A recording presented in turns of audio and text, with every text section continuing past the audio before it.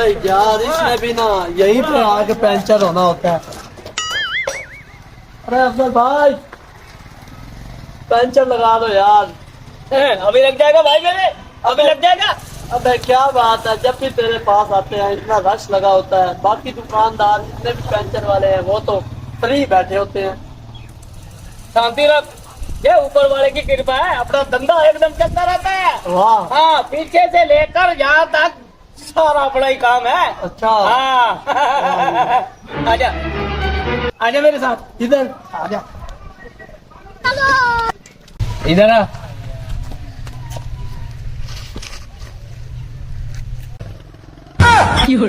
बड़ा हरामी हो। देख ले भाई, क्या करे, अपना धंधा ही ऐसा है।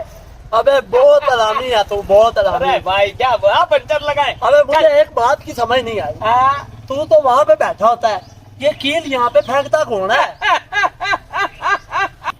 क्यों अफजल भाई, मेरा हिस्सा निकल रहा है ना? शांति रख, शांति रख। चल पंचर लगाए, आजा आजा।